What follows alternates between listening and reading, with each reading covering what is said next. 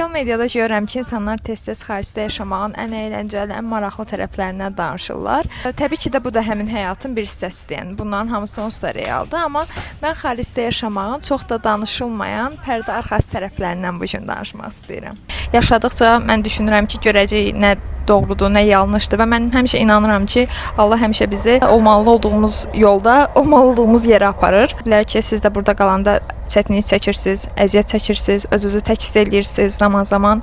Amma bunların hamısı keçəcək.